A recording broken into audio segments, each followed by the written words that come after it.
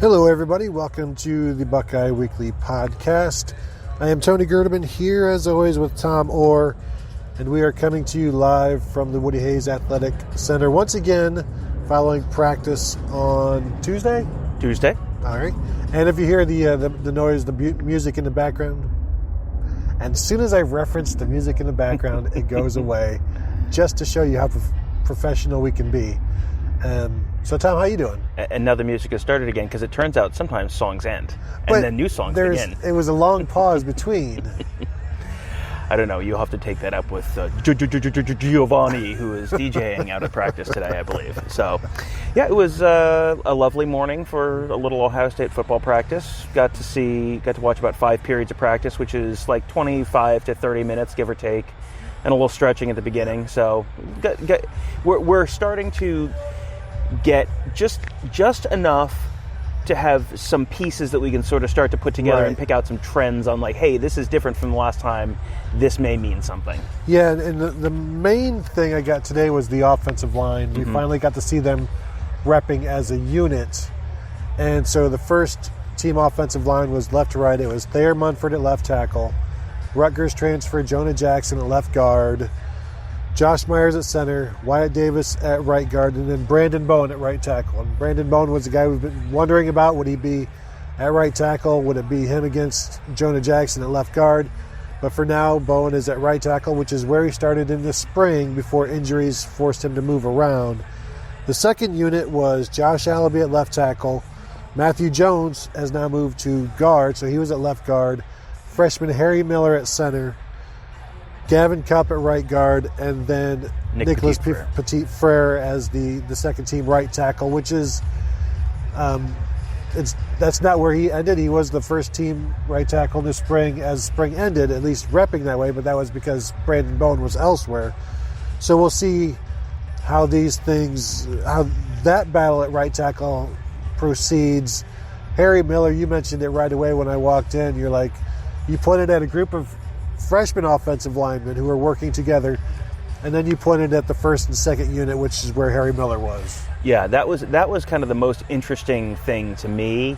Was you've got all the young guys, the freshmen, the third teamers, the guys who are brand new here, Enoch Vamahi, Ryan Jacoby, who was in for spring but who's a freshman. Like, those guys are all on one side of the practice field working on something completely different, and then there's the first and second teamers, and that's where Harry Miller was. He was repping second team center, and for someone to have come in 2 months ago and be already repping at that position at practice, this is not a final definitive fall depth chart by any means, but for someone to have come in 2 months ago and be enough of a physical and mentally prepared player to be able to do that is incredible. And Ryan Day addressed it during his press conference and, basically said, he may move back with the other guys. It was a little bit of a depth thing today. Yeah, sure. Which, okay, but the backup center in the spring was Matthew Jones, and Matthew Jones is not the backup center right now. Matthew Jones is at left guard. So that the combination of Miller being there and Matthew Jones sliding out to guard tells me maybe this isn't just a one-time thing. Now, I assume this is like it'll operate as it has in the past, where if the center goes down, it wouldn't be Harry Miller.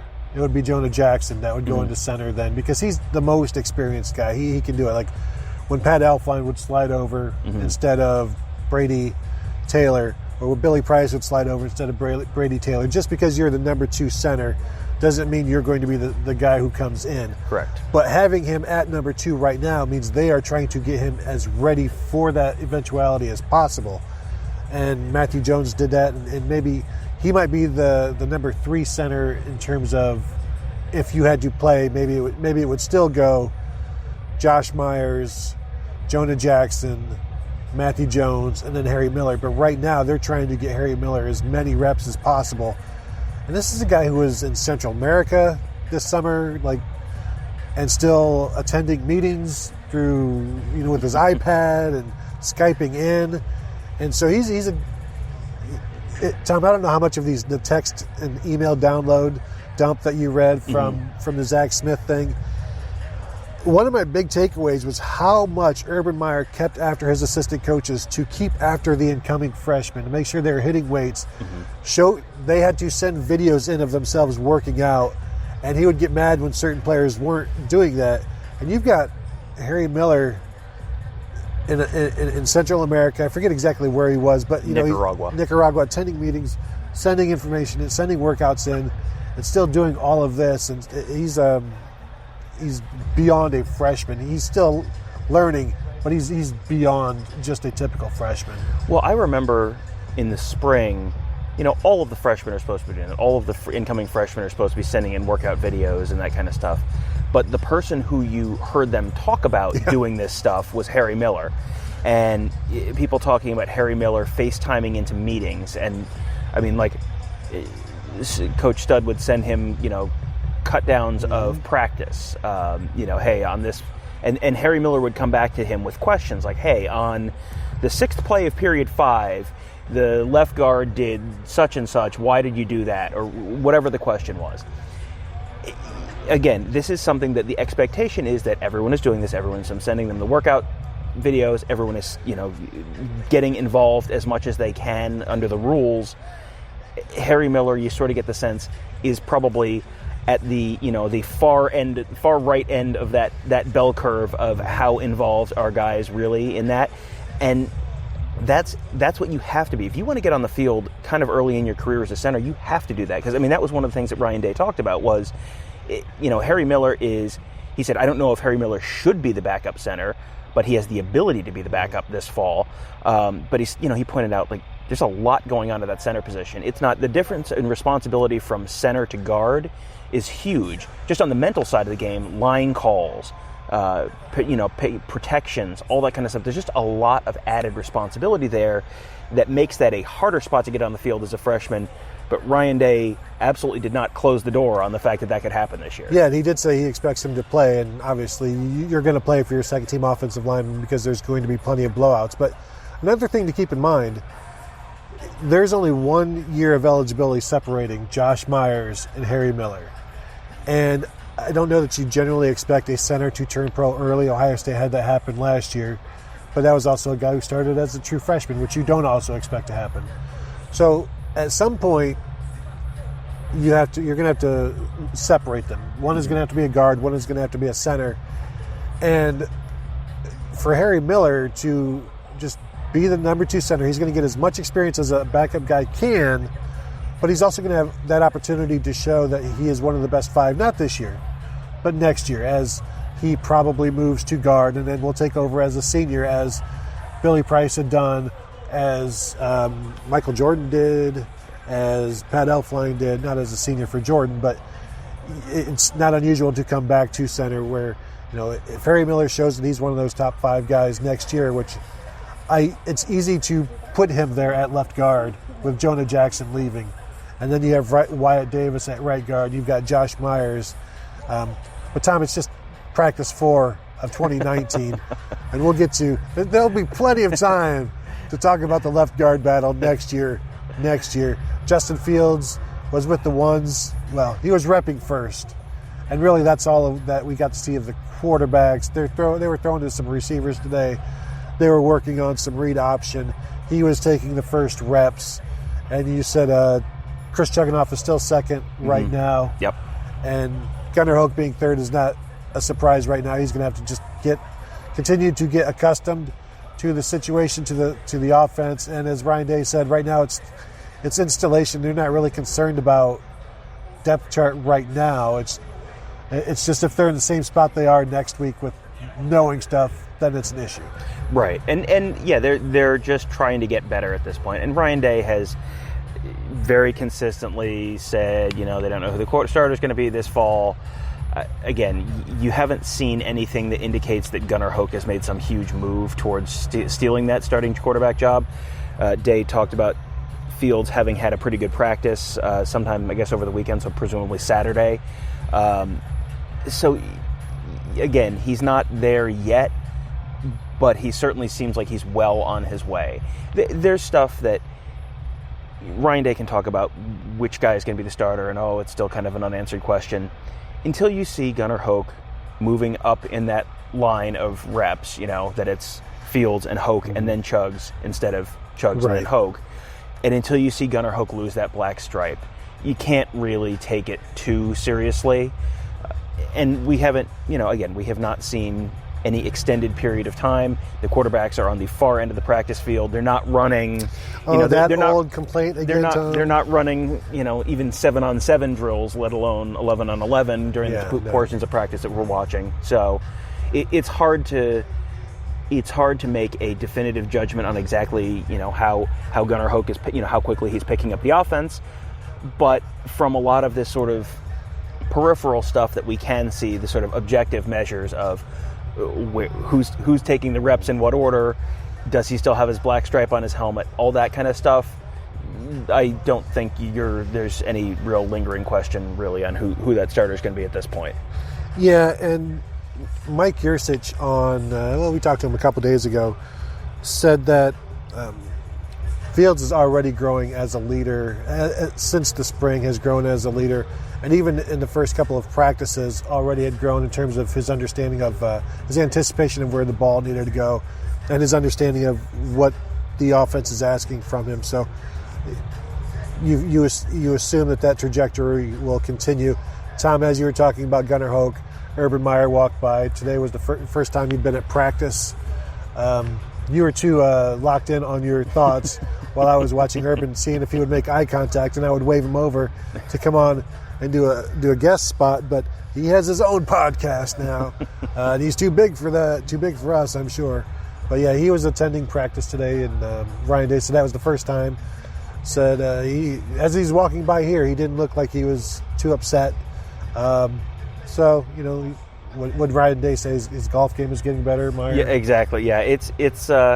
I think Urban Meyer has kind of gone out of his way to give Ryan Day his space, so it's not, old dad is still around and new dad's trying to, make his place at home. And this was the first of 4 practices that Urban had been at. He was not, He was kind of staying out of the way from what I saw. He wasn't. He wasn't on any of the fields. He was in between the fields where the media goes. Yeah. Well, where the media used to go. Where the media that has a direct financial relationship with the university. Where the Big Ten goes. Network goes. Yes.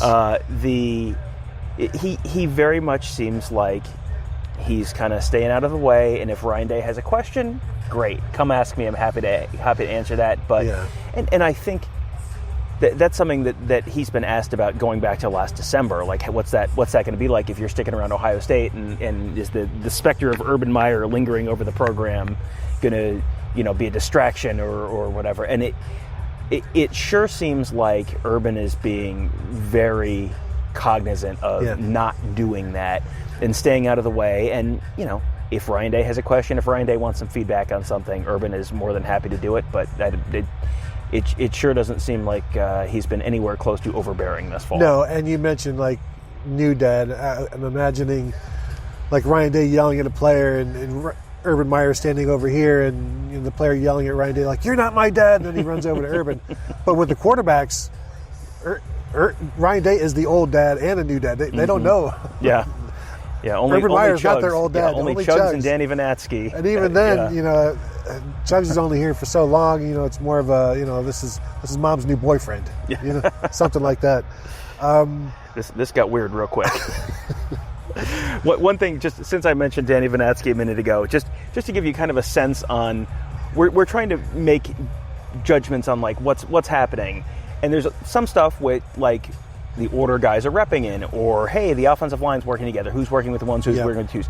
That you can kind of make a decision on.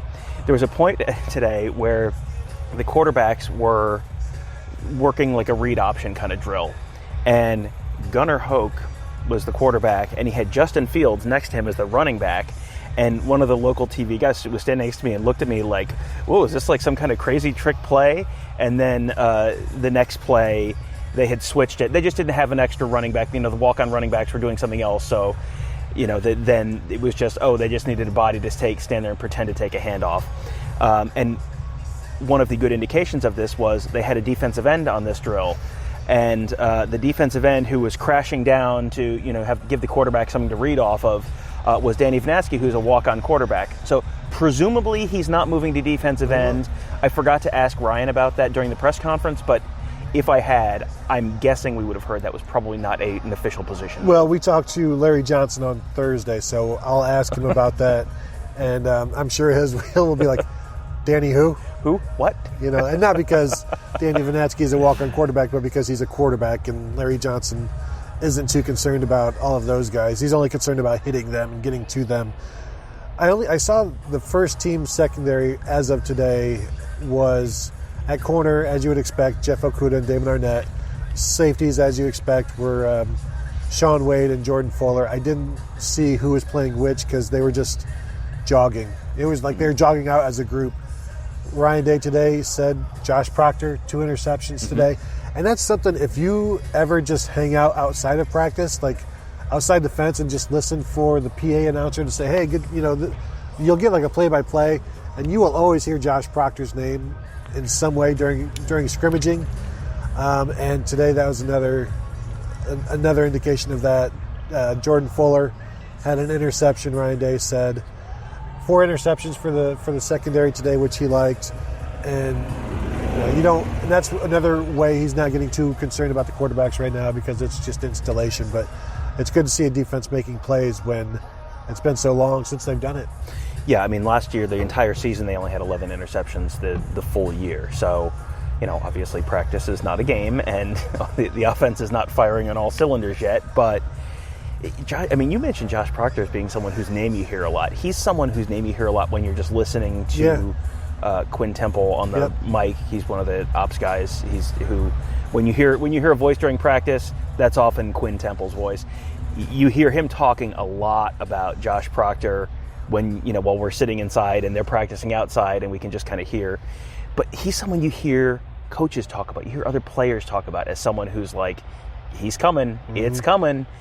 So but he's behind Jordan Fuller. So he's behind Jordan Fuller, so right, like that's, maybe he's someone who is still a year away from a starting job.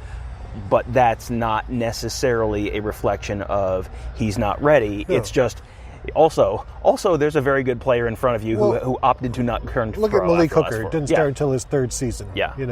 And you can say what you want about Tyvis Powell. Tyvis Powell was a starting safety on a national championship team. He was pretty good. Yes. And so, if Josh Proctor in his 3rd season next year has a year like Malik Hooker, and Tom, we're already again talking about 2020. Let's just bring it back. Deep diving the 2020 depth chart. That's a great show title that people are going to be very excited to see. 2019. Yes. Anything else? We didn't even check-in day. Oh yes. Gosh, we almost the most wonderful day of the year. Who impressed you most on check-in day? Everyone except for Justin Fields, because everyone else got their stuff off the bus in one try. That's a real concern for me, Tom.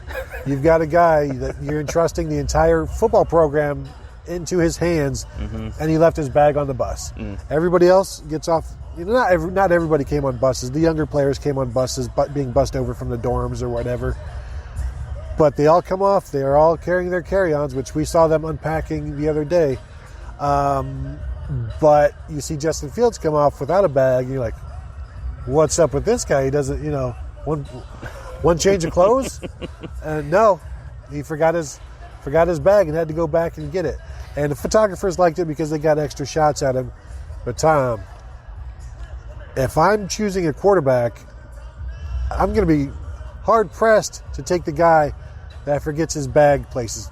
Now, I probably told this story before about band, when I was in band and I would forget my saxophone on the bus on purpose because I hated band and I didn't want to play it. Do you think this is maybe Justin Fields' a cry for help that he does not want to play football anymore? I mean, I think it would be reckless to say anything other than yes, absolutely. Does this mean that the 2019 Ohio State football team is doomed? See, this is why I'm trying to talk about 2020. Maybe. Yes. Yeah, this is why we're just getting ahead of ourselves. Yeah, I mean, I don't specifically remember when Ryan Day talked about the qualities he was looking for in a quarterback, luggage remembering being on that list, but I mean, it was probably implied. His Madden rating on luggage remembering is about a 7, all right? Gunnar Hoke, 92. The one thing we do have to give him credit for, did you notice which shirt he was wearing, Justin Fields?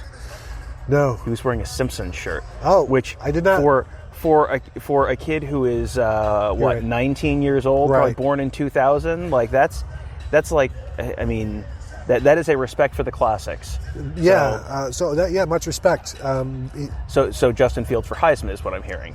I think so. So, while we're talking about shirts, okay, let's have Yes. Kevin Wojtke had a good shirt which said This guy played JV this golf. guy played JV golf, which it turns out he came out later and said that was a friend of his. So I guess it was a shirt busting in one of his friends, which is spectacular. That's even better. Kevin Wojtke also had one of the funnier moments of the day when KJ Hill was one of the last players to come in, and Kevin Wojtke happened to be walking out at the time, and looked at KJ Hill and told him he looked like he was wearing a Cosby sweater. Yeah. And something else. There was another good Fresh line. Prince or something yeah, like that. shirt from the Fresh Prince of Bel-Air. You know what was interesting, and we'll get back to the shirts real quick. Ryan Day said today, this team really likes each other. Yeah. That was one of the things that he most notices about this team. And you've got a fifth-year senior former walk-on offensive lineman ripping on, like the star player, one of the star players, and KJ's laughing about it, and everybody's laughing about it. And I think that's, a lot of teams where Ryan Day said there's no clicks. A lot of teams, it's like the linemen hang out, the receivers hang out, and they don't really know each other. It was clear they knew each other, and they're friendly enough to do stuff like that. Yeah, and so the obvious highlight of check-in day, of course, is the Liam McCullough T-shirt, which this year was the big payoff. In case you have, I cannot imagine the overlap of people who would be listening to an Ohio State football podcast and people who are not aware of the Liam McCullough check-in T-shirt legend. But his freshman year, there was a picture of Liam McCullough checking into the hotel. His sophomore year, he took up that picture, put it on a T-shirt, and wore it to check-in day. So then there's a picture of him checking into a hotel with a picture of him checking into a hotel on the front of it. The third year, repeat the process. The photo from year number 2. This was year number 5. So you had I just called the Liam McCullough check-in day T-shirt inception, like, dreams within dreams within dreams. Five layers deep. Yeah. That is dangerous. It is.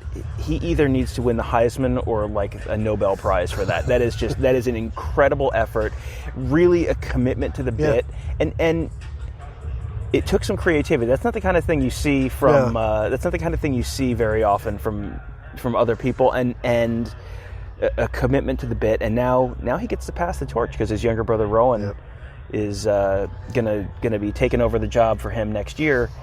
Rowan just wore a plain Ohio State dry fit shirt for check-in day, but we were told he's got something in the works for next year. What if it's a shirt with the media on it? Oh man, that would be bad. That would be unflattering. That is. You'd have to go all the way around the back. That event, just looking at the people standing there, it's not the most what are we doing with our lives moment necessarily of the year, but it's up there. And I find the whole thing just absolutely fascinating because it's not something that I think is replicated with other programs. Like Ohio State is not the only big-time college football program. I don't think I've ever seen like Clemson hotel check-in day photos or Alabama hotel check-in day photos or anything like that. Like this is a uniquely Ohio State phenomenon, and it is wonderfully unique. And I think, as I wrote in the article, it's easy to make fun of this, but here you are reading this and looking at these pictures, so nobody's hands are clean here. Yeah. This is all just, and nobody has to show up. Yeah. I mean, you don't have to be here. You're here because everybody else is, and because if something happens, you want to be there.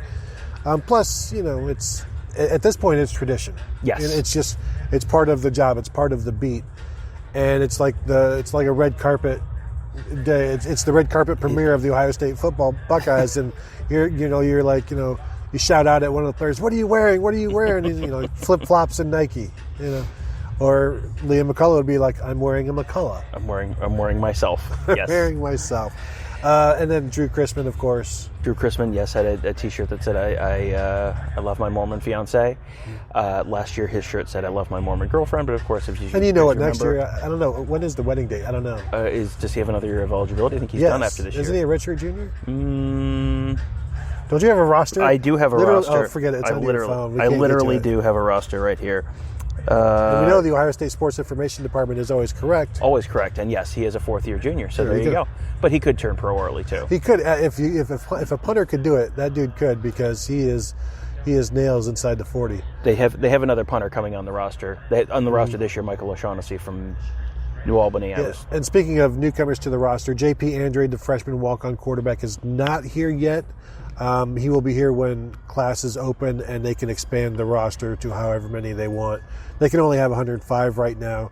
He's not part of that, but they have 5 other quarterbacks, so they're not really missing him at this point. No, they are not. They're not really missing him. Since we're talking about check-in day fashion and walk-on quarterbacks, I didn't want to mention it. Jagger LaRoe, who is right at the top of the list for best names on this team, he was a transfer from Texas A&M, where it's, I don't know, like 119 degrees right now with 150% humidity. Jagger LaRoe showed up for camp check-in day wearing like a fleece shirt jacket thing. Like it was definitely a thing. It was like the inside of like a wool-lined, like an inside-out wool-lined jacket or something is what it looked like. It was just like, how are you cold right now? Like is this? If you grabbed like one of those 1980s plastic Naugahyde sofas and you cut it open, the inside of that is, I think, maybe what his shirt thing was made of, where it's like this kind of scratchy fiberglass fleece type of thing. And it was worst dressed, best named combo. Has there ever been a combo like that in sports history? I wasn't even judging it from the fashion perspective. It was 85, 88 degrees yesterday too. This is like the most extremely dry fit season of the year right now, and to like I almost got heat stroke just looking at him walking out the parking lot. So yeah, so there's lots to talk about on the backup quarterback front this year. But man, yeah. But you know what? He didn't forget his bag. He did not forget his bag. So Jagger LaRoe for Heisman then? I'm not discounting that yet. We'll see. I mean, he's going to have to earn it. Mm-hmm. You know, they're not just going to give it to him. It's not like he's an Alabama quarterback. Yeah. No, he will have to earn it.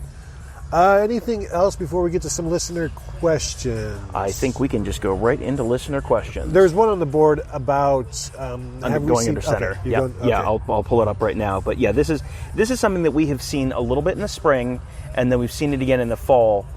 The quarterbacks going under center during practice, which is not something we really saw under Urban Meyer at all towards the end of his tenure. I mean, to the point that it was funny, like to the point that he got asked about it. It was kind of like, why would we do that? Do you know you can do that, sir? Indiana Buckeye says, saw comments earlier of the prospect of more quarterbacks under center this fall. You seeing that in practice, and why/why not? Well, we really aren't yet, because we only get to see, they don't do a lot of snapping from under center during punt drills. But what about during they're stretching? off to the side. It is happening. Justin Fields said it was, and it's something that Mike Yursich brought over that he likes. It gives them more flexibility with the play action, with the rollouts, and time it also, you know, who knows, may even allow them to do quarterback sneaks. I don't want to get people's hopes up. I'm just saying. Quarterback what? It's a thing where the quarterback gets the ball from under center and then they just plow forward for the necessary half yard. That's not. Why would you do that when you could start 5 yards behind the line of scrimmage to do that for some reason? Because they don't have J.T. Barrett anymore, who has never been stopped short. Next one from at Buckeye Tie. More likely, Taraja Mitchell starts at middle linebacker or Garrett Wilson starts at wide receiver?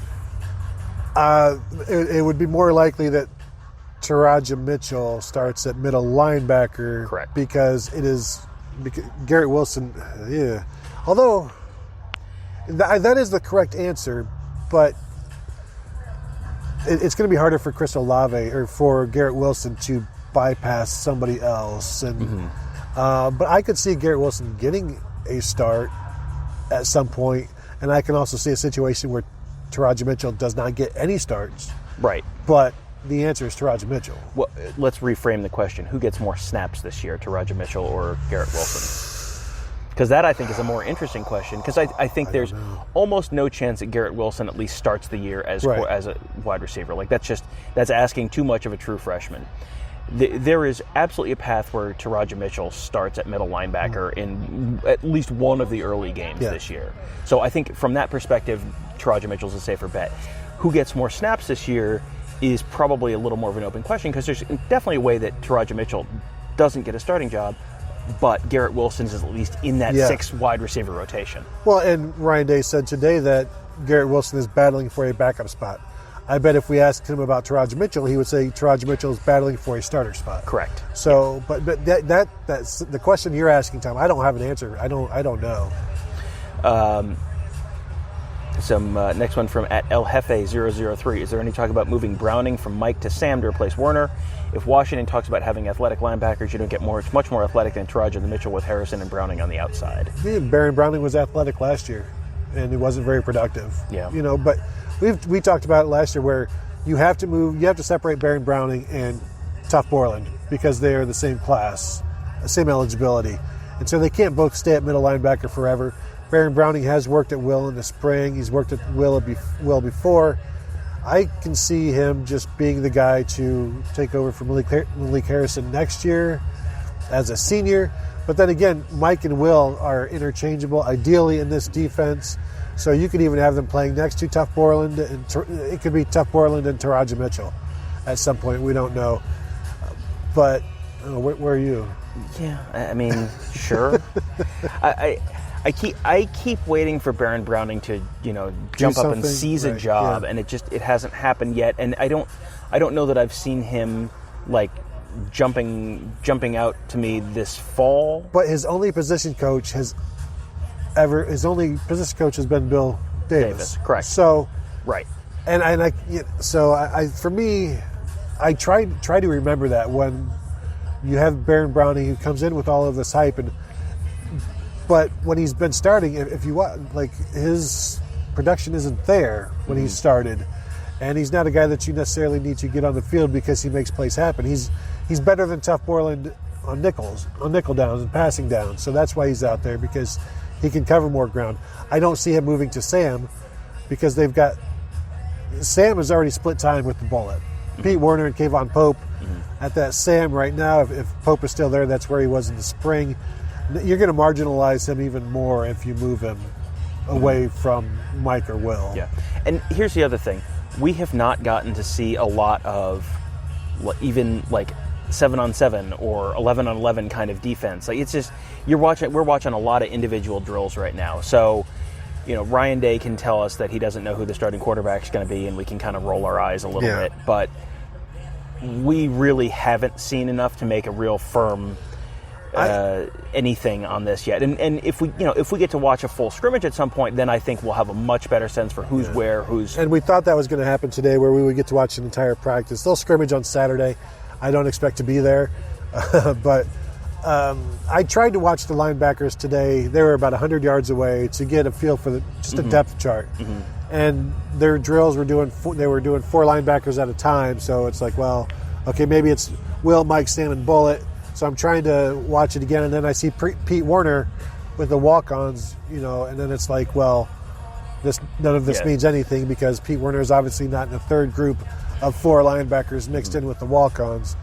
And by the time I want to, you have to watch these cycles for a long time to see to get back to the beginning to see who starts what. And there's so much going on, and periods end and people go other areas. Right, and then there's times that they're doing stuff that doesn't really tell you anything. Exactly, and so like that one. And there was a wide receiver drill that I was watching and taking some pictures of, and then I was kind of looking at something else for a minute, and I looked back and I didn't see everyone, and then when we came inside, we saw Austin Mack kind of stretching inside, who apparently didn't practice today, but we didn't notice that because you're watching 7 different position groups, and that's there's just a lot going on, and some of them are. And you're trying to get it all done in 20 minutes. Right, and some of them are not only far away but also behind other people, so you don't get a clear view. Next one from the Buckeye Jason @Jason33887. I'm sorry, but I'm still worried about our offensive line run game. Some same coaches there as last year talked me off the ledge. Tom, we were in the team meeting room, and I asked you, and I wanted to confirm, like, Greg Studrawa was here in 2016 and 2017. Mm-hmm. Those 2 years, Ohio State led the Big Ten in rushing. So, last year was the aberration. Yes. We, for a number of reasons, perfect storm of you can't run the ball. That perfect storm, I think, is blown away, mm-hmm. and you're going back to normal, like to what you've known. Mm-hmm. You've got a veteran running back. You've got a quarterback that can run the ball. You're going to be incorporating the read option. You've got some absolute maulers up front, some young, hungry guys that I think this team was missing. And I would not be surprised to see them lead the Big Ten in rushing again. That's going to be tough with whatever Wisconsin always does, but I have no concerns. Brian Day still does, because he says I still want to know that we can run the ball, and that's what every coach is concerned about. But I'm expecting the normal Ohio State running game. I don't think there's a reason to think it's going to be bad this year, and it's probably along the lines of the defense where that's about as bad as it's going to look. Yeah. So it's going to be better than it was last year, and it could be substantially better because I think there are some personnel upgrades up front, kind of however that line ends up shaking itself out. There are some personnel upgrades on the interior of that line from where they were last year, probably. Yep. And so that alone will help. J.K. Dobbins having dropped some weight and bulked up, muscled up a little bit, that may help. We've talked about this being a contract year for him. The fact that they have a running quarterback now will help give them some of those, sort of safety blanket plays and the advantage of having the numbers kind of plays again. All of that, I think, adds up to you should probably, this is the time of year when Ryan Day is paid. Ryan Day is paid to be concerned about this stuff. Ryan Day is paid to not hand wave stuff. If you are not someone who is paid to be concerned about stuff, there's probably not as much to be concerned about this year. They should be ahead of where they were last year. That doesn't mean they're going to be rushing for 9 yards a carry, but it should. There's a lot of reasons to think it's going to be better this year. Next one from @Torg Radio. It just says Cubs. That's not really a question. Indeed, Cubs. World Series champs 2016 over the Cleveland Indians. Making friends with our core audience.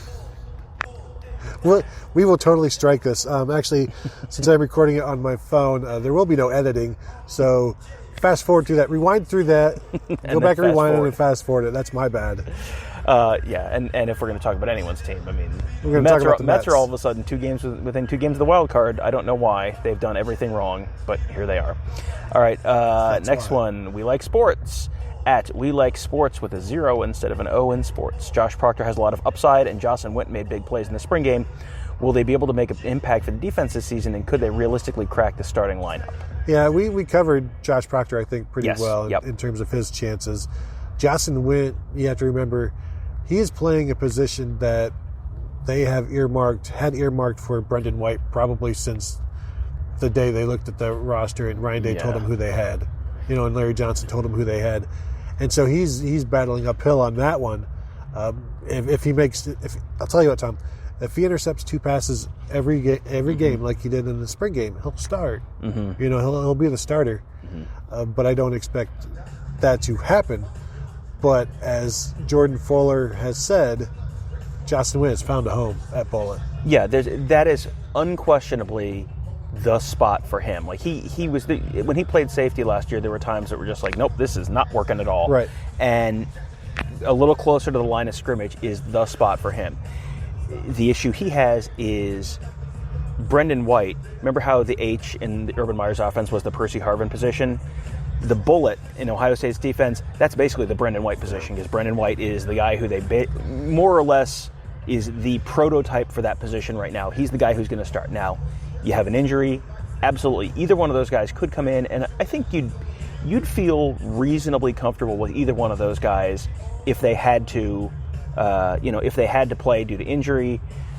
You'd be probably okay with either one of them playing, but I don't anticipate Proctor jumping Jordan Fuller because Jordan Fuller is Jordan Fuller, and I don't anticipate Jocelyn Wint jumping Brendan White because Brendan White is, like I said, the prototype there. Next one from @Suncard19. Will there be a time when offensive linemen rotate the way defensive linemen do? Ryan Day talked about that a couple last week. Like, he could see that because he does say they have 7, maybe 8 guys, and he said that if they're good enough to play, there's no reason not to get some guys in there, get some guys work, keep them fresh, because they get tired too. Yeah, I could see no reason. I mean, you want Harry Miller out there to get some experience and not just in blowouts. Right. There will be ample opportunity to throw him out there in the second quarter against Miami or whomever. Just go get a series like Jim Tressel used to do. Throw the entire second unit out there, shoot at Texas for a drive, a touchdown drive. Yeah. Now that's how you typically have seen that done in the past. Is it's not like swapping a guy; it's like a line change, like in hockey. I don't know. I guess for it to be a line change, they would have to go from 7 guys they're comfortable with to 10 guys they're comfortable with, and I don't know if they're there yet. But there's a possibility you're going to see that because they want to get that depth established and they want to get that. They were pretty, if we look at the 10 that they had out there today, I think they would be pretty close to. Maybe their biggest concerns would be, well, you're going to be concerned with the freshman center. Mm-hmm. But if you want to get them out there, then you've got Josh Allaby. Yeah, then they're fine with him. Yep. We assume they're going to be fine with Nick Petit-Frere. Mm-hmm. It's the guards where maybe they'd like to see more. But Gavin Cupp was with the ones all spring long, and he's a fourth-year junior. Yeah, I believe so. I could see them doing that in a game because these guys are all veterans at this point in terms of your question marks. Matthew Jones in his 3rd year now, right? So, yeah, I mean, you want to see how good he can be at guard as well. Now that you've moved him over there, I think that would be interesting to see to get him out there. It is Matthew Jones' 2nd year. Okay, so he's a true freshman. Right. Yeah, true freshman last year, and obviously redshirted. But he was someone who, towards the end of the year, you heard people talking about. He's kind of made some strides, and so. If the question mark there is Harry Miller and it's that center spot, and that's I mean, like we said, that's a lot to ask of a true freshman. But there are plenty of those guys that they at some point this year are probably going to be comfortable. We should talk at least a second about Enoch Vamahi, who apparently had got Nick Petit-Frere's diet instead. Yes. Ryan Day said Enoch Vamahi, who is an freshman offensive lineman. Enrolled this summer, came to Ohio State at 257 pounds and is now weighing in at 293 pounds. Tom, can you do the math on that on your phone? A lot. See, that is a lot of weight in 2 months. Yeah, I mean he showed up in the beginning of June, so and you're not going to put on 25 or whatever pounds of good weight in that amount of time, but. You can't be an offensive lineman, especially an interior offensive lineman, at 257 pounds. Like, that doesn't work. And he's not someone who they're relying on at all. We didn't talk about him in those top two lines discussion a minute ago. He was one of the guys who was over working with DeJuan Jones and Ryan Jacoby and some of the other guys who were kind of further down the depth chart. Because that is not a spot where you expect guys to come in and play their first year. But if he's, he has potentially a mission trip coming up, which could kind of put his career on pause. We'll see how that all goes. But he's someone who they don't need. Oh, we've got a tractor coming in. They are just inventing stuff to drive past. That's a new one. We have not had a tractor before. It looks like there's some kind of a leaf blower or something in the back to make it even louder. So maybe they're going to come in here. It's a wood chipper inside the WAC, inside the practice facility. Just going to chip some wood. Oh no, They're brushing. Yes, they're brushing the field. Yes, that's what it is. So the tractor is brushing the field. So couple. But Tom, just real quick on Vamahi, adding the freshman 15 every month it has to stop at some point. Right. Yeah. I'm sure that they are going to be monitoring his diet to make sure he does not weigh 370 pounds by the end of the fall. That's probably not going to happen. You know what? When I was a freshman, you get that Buck ID, and you have access to all of the Taco Bell at the Ohio Union. Mm-hmm. You can go crazy. I understand it. Yeah. Next one from @Craig_Henman. Is Ryan Day the type of head coach who will play seniority and experience over potential? I think that's where Dabo and Saban have set themselves apart. They get young guys more meaningful game snaps, and you see those young guys flourish at the end of the year. It's on the stamp tractor. It's pretty far away. Yeah, it is. It's also loud. The whole seniority thing I don't necessarily buy, because it was Isaiah Pryor playing in front of Brendan White. Mm-hmm. You know, I think they want to play the best guy. And when we look at Alabama, the Tua thing, why wasn't Tua playing earlier? Maybe right. Everybody is like, well, he played right on time, right when they need him. Mm-hmm. And why can't that be the same case with Brendan White as well? Why can't that be the same case with Dwayne Haskins? They played when they were ready. And maybe because they played so well, that's how you know they were ready. That's and not that coaches are always right, because they're not. But Tua was a guy who came in late in that season, and yet I've never heard Nick Saban ask, like, why wasn't he playing earlier? And I'm not on the Alabama beat. Maybe he was. I don't see the fans clamoring for it. Mm-hmm. But I do expect Ryan Day to, I mean, seniority only gets you so far. Right. And I don't think we've seen clear evidence that he's definitely going to do that. And, you know, the mantra is best guy plays. Right. So if you take them at their word, best guy is going to play. And there's a lot of kind of complicating factors. And, you know, even when you see a young guy come out and really flash a game, like C.J. Saunders had a 100-yard receiving game against UNLV 2 years ago and hasn't really played a whole lot since then. So if you were just going to look at that and just purely at the numbers and go, oh, well, this guy, why is he not playing over Paris Campbell? And because Paris Campbell didn't have a 100-yard game in that game, or whatever. Pick your example that you want to. There's more that goes into these decisions than just, hey, this guy made this one big play and he should be playing more. So, and if the two are even, you're going to go with the seniority guy, because that's a guy you know you can trust more, who's been through it generally. Mm-hmm. Next one from @CBusFaithful. Any chance the Buckeyes go after Cox? That's Brenton Cox, former 5-star defensive end. He picked Georgia over the Buckeyes, went to Georgia last year as a freshman. I don't think he played a lot, and then got suspended and booted from Georgia. Yeah, so I don't know that it's completely out yet what he has done to get booted from Georgia, but if you get kicked out of an SEC or kicked off of an SEC football program, you're probably going to be off limits at most reputable places. Like I could see him at Mississippi State, Florida Atlantic, something like that, but not here. Yeah, and again, it's without knowing the specifics, it's hard to make a definitive statement one way or the other. But yes, just broadly speaking, Georgia is not in the habit of booting 5-star players for unpaid parking tickets or marijuana. No, probably not. Unless it, we won't. Yeah. Move on. Next one, final one from @VanGo_0. Are Buckeyes healthy and accounted for? No silent suspensions. We have had a couple guys that we thought, I don't know if I've seen him out there, and then he was out. Those guys were out there. I think we've seen pretty much everyone out there. There's some guys who have been banged up and kind of working on the side. I think Master Teague was off to the side today, but he was practicing the other day, so I think he's nothing serious. Austin Mack, same deal.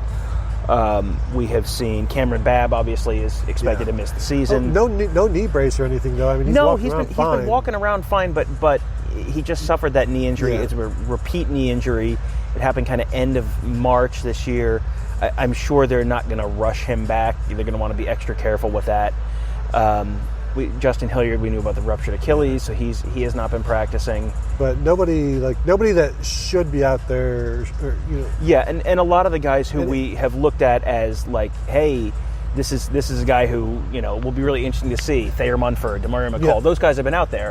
And so I don't think I've. And seen Austin Mack today was totally minor.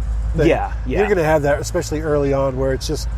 If something is just a little tweak or there's a twinge, there's no reason to push it right now, especially for a senior. Right, a guy who's been out there who does not probably need to go through the basics of running routes. He's probably got that kind of squared away at this point. They're going to be extra cautious with that stuff because there's really nothing to gain. He's probably in that kind of 2,000 rep club kind of area, anywhere where he's going to be watching more often than not. Before we wrap up, something that Ryan Day said today that I think maybe gets overlooked from all of us was the need to find a gunner. You lose Terry McLaurin. Said Terry McLaurin pretty much single-handedly won the Michigan State game last year. He said finding those gunners is as important as finding an X, finding a starting X receiver. And then also the backup running back. Yeah. Finding when somebody asked him, what does DeMario need to do to get on the field more and to be part of this offense? And Ryan Day said he has to win the backup backup running back job. That's the first thing he needs to do. And until he does that, then you're just going to be trying, They need somebody that they can trust, pass blocking and fighting for those extra yards. Yeah, secure the ball when they're running it, do a good job picking up blitzes and protections, making a good hard 5 to 6 yard run every time, wants them to run through contact. And he talked about last year how teams kind of stopped blitzing them at one point last year just because the running backs were doing such a good job picking up those blitzes. Mike Weber obviously is very good at that. He's off to the NFL, but J.K. Dobbins is there. They need to see that from someone else, whether that's Master Teague, whether that's DeMario McCall or someone else. All right. Anything else, Tom? I think we got it covered. I think we've got it covered, and we should wrap it up before they start running the tractor again. And I think there's some baseball practice or something going on in here eventually as well. So thank you all for listening. Thank you for putting up with the tractor, putting up with the music, putting up with us. And we will talk to you next week. Continue to send in your ratings, your reviews. We appreciate that. The feedback has been good. Numbers are up, and we appreciate the old listeners, the new listeners, and even you mediums. So keep on, and we'll talk to you later.